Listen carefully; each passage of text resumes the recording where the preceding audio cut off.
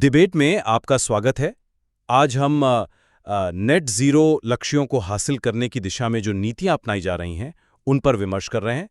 और हमारे विमर्श का केंद्रीय प्रश्न ये है कि क्या ये नीतियां जलवायु परिवर्तन से मुकाबले के लिए एक ज़रूरी आर्थिक कदम है। या फिर जैसा कि कुछ आवाज़ें उठा रही हैं, क्या ये समाज और अर्थव्यवस्था पर एक ऐसा बोझ डाल रही हैं जिसे उठाना मुश्किल है और जिसके नतीजे भी शायद उतरे सकारात्मक ना हों। ये पूरी बातचीत जाहिर है अलग-अलग स्रोतों से मिली जानकारी और विश्लेषण पर आधारित है। बिल्कुल। आज मैं इस नज़रिए को सामने रखूंगी कि मौजूदा नेट ज़ीरो नीतियां, खासकर जिस तरह से उन्हें लागू किया जा रहा है, वो ज़रूरत से ज़्यादा महंगी, सामाजिक तौर पर बिखराव लाने वाली और शायद अव्यवहारिक भी साबित हो रही हैं। और मेरा तर्क इसके ठीक विपरीत होगा। मैं ये पक्ष रखूंगा कि नेट ज़ीरो लक्ष्य न सिर्फ ज़रूरी हैं, बल्कि नवीकरणीय ऊर्जा की तरफ बढ़ना मुमकिन भी है और लंबे समय में हमारे लिए फायदेमंद भी। तो चलिए शुरू करते हैं। आप अपना पक्ष पहले रखें। धन्यवाद। देखिए, मेरा मानना है कि नेट ज़ीरो को सिर्फ पर्यावरण के चश्मे से देखना वो एक अधूरी तस्वीर पेश करता है। ये अब एक आर्थिक अनिवार्यता बन चुका है, खासकर लंबी अवधि की स्थिरता और विकास के लिए। भारत इस दिशा में कैसे आगे बढ़ रहा है ये देखना काफ़ी दिलचस्प है। हमारी नवीकरणीय ऊर्जा क्षमता, जिसे हम रीन्यूएबल एनर्जी कैपेसिटी कहते हैं, वो लगातार बढ़ी है। सौर ऊर्जा में हम लगभग 90 गीगावाट तक पहुंच गए हैं और पवन ऊर्जा में दुनिया में चौथे नंबर पर हैं। लक्ष्य और भी बड़े हैं। 2030 तक 500 गीगावाट नवीकरणीय ऊर्जा और 2070 तक नेट ज़ीरो उत्सर्जन। और ऐसा नहीं है कि ये सिर्फ कागजी बातें हैं। हमने नवंबर 2021 तक की अपनी कुल बिजली उत्पादन क्षमता का 40% गैर जीवाश्म ईंधन यानी नॉन फॉसिल फ्यूल स्रोतों से हासिल कर लिया था और हाल ही में 200 गीगावाट नवीकरणीय ऊर्जा क्षमता का एक अहम पड़ाव भी पार किया है। सरकार की कई पहले इस बदलाव को रफ्तार दे रही हैं, जैसे बड़े सोलर पार्क्स बनाने की योजना, उजाला स्कीम आपको याद होगा, जिसके तहत करोड़ों एलईडी बल्ब बांटे गए। हाँ, वो एलईडी वाले। बिल्कुल। उससे बिजली की खपत और कार्बन उत्सर्जन दोनों कम हुए और लागत भी घटी। फिर पीएम सूर्य घर योजना है, जो घरों पर सोलर पैनल लगाने को बढ़ावा दे रही है। वैश्विक स्तर पर भारत ने अंतर्राष्ट्रीय सौर गठबंधन, इंटरनेशनल सोलर अलायंस (ISA) और ग्लोबल बायोफ्यूल अलायंस (GBA) जैसी पहलों का नेतृत्व किया है। ये सब दिखाता है कि हम सिर्फ घरेलू स्तर पर ही नहीं, बल्कि वैश्विक मंच पर भी समाधान का हिस्सा बनने की कोशिश कर रहे हैं। और बात सिर्फ पर्यावरण की नहीं है। एक हरित अर्थव्यवस्था यानी ग्रीन इकोनॉमी, वो ऊर्जा सुरक्षा बढ़ाती है, जीवाश्म ईंधन के आयात पर निर्भरता कम करती है और सबसे महत्वपूर्ण, रोजगार के नए अवसर पैदा करती है। एक अनुमान है कि इस बदलाव से लगभग 15 मिलियन अतिरिक्त नौकरियां, जिन्हें हम ग्रीन जॉब्स कहते हैं, पैदा हो सकती हैं। इथेनॉल को पेट्रोल में मिलाने जैसे कदमों से हम कीमती विदेशी मुद्रा भी बचा रहे हैं। हाँ, ये सच है कि चुनौतियां हैं। पैसा जुटाना यानी फाइनेंसिंग, नीतियों का सही तालमेल और नई टेक्नोलॉजी लाना, जैसा कि विशेषज्ञों ने भी माना है। लेकिन मेरा तर्क ये है कि ये चुनौतियां एक जरूरी बदलाव की राह में आने वाली बाधाएं हैं, जिन्हें सही रणनीति से पार किया जा सकता है। और हमें ये भी नहीं भूलना चाहिए कि कुछ न करने की कीमत क्या है। हाल के सालों में भारत समेत दुनिया भर में बाढ़ और सूखे जैसी जो चरम मौसमी घटनाएं बढ़ी हैं, वो हमें याद दिलाती हैं कि कार्रवाई कितनी जरूरी है। आपने भारत की काफी सकारात्मक तस्वीर पेश की और कुछ हद तक मैं मानती हूं कि प्रयास हो रहे हैं, लेकिन मेरा नजरिया थोड़ा अलग है और शायद ज्यादा जमीनी हकीकत से जुड़ा हुआ है, खासकर अगर हम दुनिया के दूसरे हिस्सों को देखें। ये कहना कि नेट ज़ीरो नीतियां सिर्फ फायदेमंद हैं, उन भारी कीमतों और सामाजिक उथल-पुथल को नज़रअंदाज करना है जो कई जगहों पर देखने को मिल रही हैं। ब्रिटेन का उदाहरण लीजिए। वहाँ नेट ज़ीरो लक्ष्यों को लेकर जनता में शक वो बढ़ रहा है।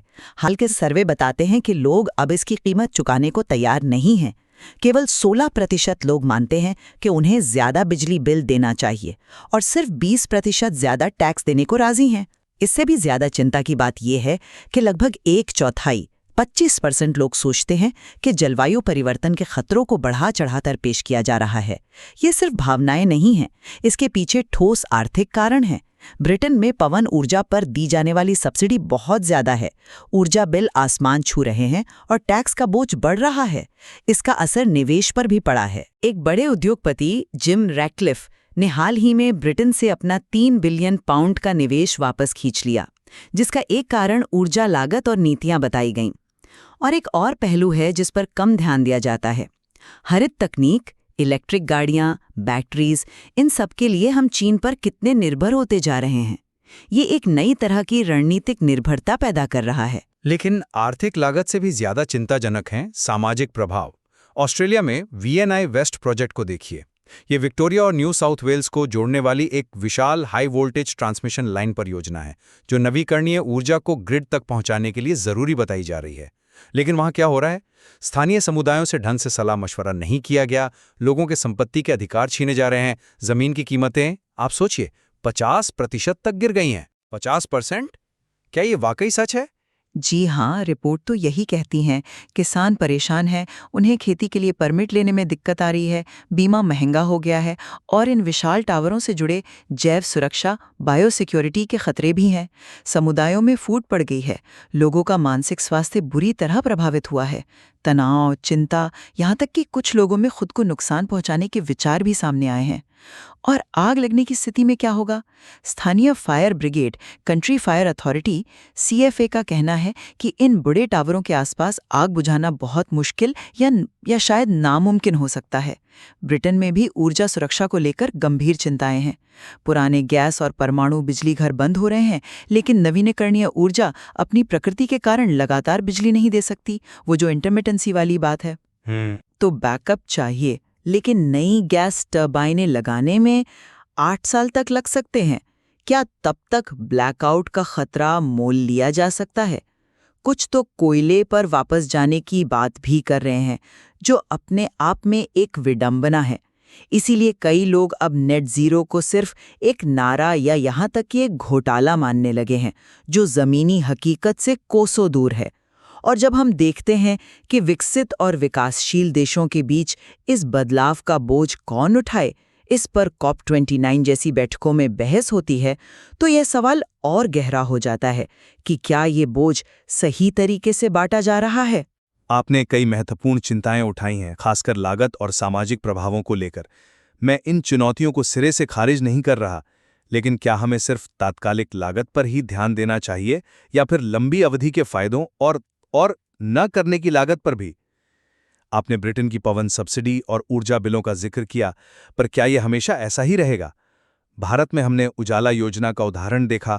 जब LED बल्ब आए थे, महंगे थे, लेकिन बड़े पैमाने पर अपनाने और सरकारी प्रोत्साहन से उनकी कीमत कितनी तेजी से नीचे आई। ये दिखाता है कि तकनीक और पैमाने के साथ लागत कम हो सकती है। आपने निवेश के पलायन की बात की, जिम रैडक्लिफ का उदाहरण दिया, लेकिन दूसरी तरफ भारत के नवीकरणीय ऊर्जा क्षेत्र में विदेशी प्रत्यक्ष निवेश FDI लगातार बढ़ रहा है। ये क्या दिखाता है? ये दिखाता है कि वैश्विक निवेशक भारत की नीतियों और बाजार की क्षमता में भरोसा कर रहे हैं, शायद उन अनिश्चितताओं के बावजूद जिनका आपने जिक्र किया।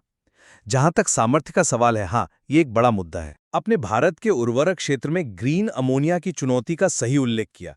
वो भी महंगा है, लेकिन क्या जीवाश्म ईंधन पर आधारित उर्वरकों पर हमारी निर्भरता लंबे समय में सस्ती पड़ेगी, खासकर जब हम गैस की कीमतों में उतार चढ़ाव और आयात पर निर्भरता को देखते हैं? इथेनॉल सम्मिश्रण का ही उदाहरण लें। इससे हमें हर साल लाखों करोड़ों रुपए की विदेशी मुद्रा बचाने में मदद मिल रही है। और जो 15 मिलियन हरित नौकरियों की संभावना मैंने बताई, क्या वो एक बड़ा आर्थिक लाभ नहीं है? तो इसे सिर्फ लागत के रूप में देखना शायद सही नहीं है। ये एक निवेश है जिसका रिटर्न भविष्य में ऊर्जा सुरक्षा, कम प्रदूषण और नए आर्थिक अवसरों के रूप में मिलेगा। ये एक जरूरी बदलाव है, और हाँ, इसमें शुरुआती लागत और मुश्किलें हैं, लेकिन लक्ष्य बड़ा और जरूरी है। मायने रखती है जिनकी जमीन आज छिन रही है, जिनका रोजगार आज खतरे में है, या जिनके बिजली बिल आज उनकी कमर तोड़ रहे हैं।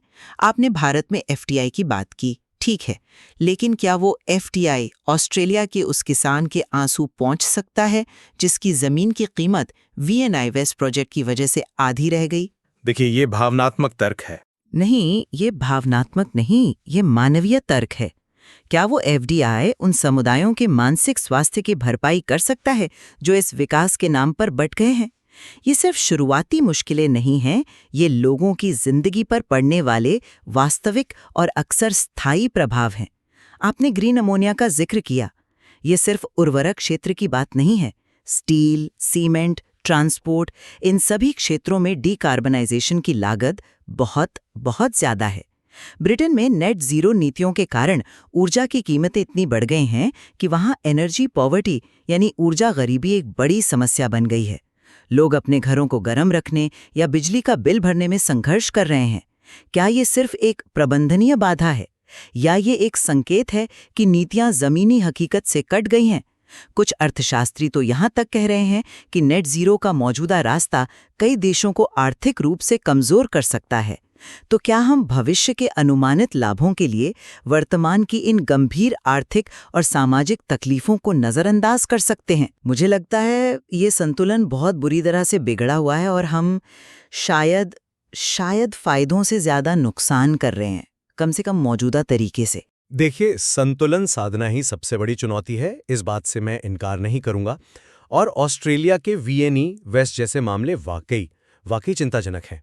ये साफ तौर पे दिखाते हैं कि सिर्फ लक्ष्य तय कर लेना काफी नहीं है, उन्हें जमीन पर उतारने का तरीका यानी कार्यान्वयन वो उतना ही महत्वपूर्ण है। बेहतर योजना, समुदायों के साथ सार्थक संवाद और उनकी चिंताओं का निवारण, ये सब जरूरी है।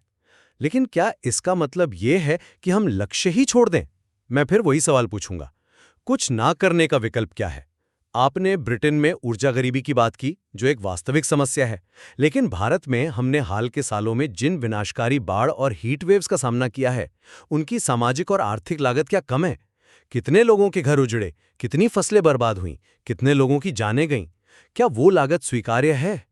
मुझे नहीं लगता। आप न्यायसंगत परिवर्तन या जस्ट ट्रांजिशन की बात को शायद नकार रही हैं, लेकिन दुनिया भर में सरकारें और संस्थाएं अब इस पर ध्यान दे रही हैं कि कैसे इस बदलाव का बोझ समाज के कमजोर वर्गों पर ना पड़े, कैसे प्रभावित समुदायों को नए अवसर दिए जाएं। भारत में भी, चाहे वो उजाला हो, पीएम सूर्य घर हो या किसानों को सौर पंप देने की योजना हो, कोशिश यही है कि लाभ ज्यादा से ज्यादा लोगों तक पहुंचे और जन भागीदारी बढ़े। ब्रिटेन में अगर जनता का भरोसा कम हो रहा है, तो ये नीतियों की विफलता नहीं, बल्कि शायद उनके संचार और कार्यान्वयन की विफलता है। हमें लोगों को ये बेहतर ढंग से समझाने की जरूरत है कि ये बदलाव क्यों जरूरी है और उनके लिए इसके क्या मायने हैं, न कि सिर्फ उन पर थोप दिया जाए। बेहतर संचार और न्याय संगत परिवर्तन सुनने में बहुत अच्छे लगते हैं, लेकिन जमीनी हकीकत अक्सर कड़वी होती है। ऑस्ट्रेलिया में वीएनई वेस्ट के प्रभावित लोग कह रहे हैं कि उनकी आवाज को म्यूट कर दिया गया है, दबा दिया गया है। जिस सलाह मशवरे की आप बात कर रहे हैं, वो कई बार सिर्फ खाना पूर्ति होती है। सुपरमार्केट के बाहर कुछ पर्चे बांट दिए या $20 देकर एक फॉर्म भरवा लिया। क्या इसे आप जनभागीदारी कहेंगे? ब्रिटेन में लोग सिर्फ इसलिए नाराज नहीं हैं कि उन्हें समझाया नहीं गया, वे इसलिए नाराज हैं क्योंकि उन्हें लग रहा है कि खतरों को बढ़ा चढ़ाकर अलामज़म पेश किया जा रहा है और उनसे ऐसी कीमत चुकाने को कहा जा रहा है जो वे नहीं चुका सकते। ये सिर्फ संचार की समस्या नहीं है, ये भरोसे का संकट है। जब नीतियां लोगों की रोजी रोटी, उनकी संपत्ति, उनके मानसिक स्वास्थ्य पर सीधा हमला कर रही हों, तो ये कहना काफी नहीं है कि विकल्प और भी बुरा है। हमें ये भी पूछना होगा कि क्या ये जल्दबाजी में बिना सोचे समझे किया जा रहा रोल आउट यानी लापरवाह रोल आउट जैसा कहा जा रहा है, वाकई जरूरी है, या हम अनजाने में समाज के ताने बाने को ही नुकसान पहुंचा रहे हैं। संपत्ति के अधिकार कमजोर हो रहे हैं, समुदाय बंट रहे हैं, मानसिक स्वास्थ्य बिगड़ रहा है। क्या यही वो भविष्य है जिसकी हम कीमत चुकाना चाहते हैं? इन सवालों का जवाब सिर्फ लंबी अवधि के फायदे कहकर नहीं दिया जा सकता। मैं आपकी इस बात से सहमत हूं कि कार्यान्वयन में भारी कमियां हो सकती हैं और भरोसा जीतना सर्वोपरि है। लेकिन चलिए अब जरा ऊर्जा सुरक्षा और व्यावहारिकता के मुद्दे पर आते हैं, जिसका आपने पहले जिक्र किया था।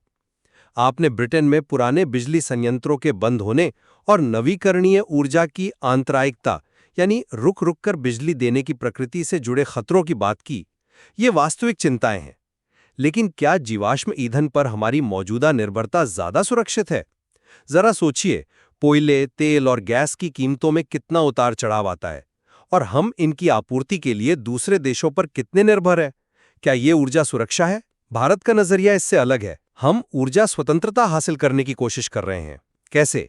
घरेलू स्तर पर सोलर पैनल, बैटरी और यहाँ तक के हरित हाइड्रोजन यानी ग्रीन हाइड्रोजन जैसी नई तकनीकों के निर्माण की क्षमता बढ़ाकर। इससे न सिर्फ हमारी आयात पर निर्भरता कम होगी, बल्कि सप्लाई चेन भी ज्यादा सुरक्षित होगी। आपने नवीकरणीय ऊर्जा की आंतरायिकता की बात की, इसके समाधान पर भी काम हो रहा है। हमने ग्रिड को बेहतर ढंग से प्रबंधित करने के लिए रिन्यूएबल एनर्जी मैनेजमेंट सेंटर्स यानी आरएमसी स्थापित किए हैं।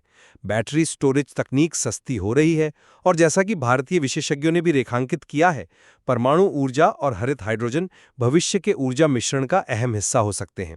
तो नेट जीरो को ऊर्जा असुरक्षा के स्रोत के रूप में देखने के बजाय हमें इसे अस्थिर और प्रदूषण फैलाने वाले जीवाश्म ईंधन से हटकर एक ज्यादा स्थिर और सुरक्षित ऊर्जा भविष्य की ओर ले जाने वाले रास्ते के तौर पर देखना चाहिए। भविष्य की स्थिरता की बात करना तब तक खोखला लगता है जब तक वर्तमान सुरक्षित ना हो। आप आरएम्स और बैटरी स्टोरेज की बात कर रहे हैं, लेकिन ब्रिटेन में विशेषज्ञ आज की तारीख में वास्तविक ब्लैकआउट की चेतावनी दे रहे हैं। क्यों?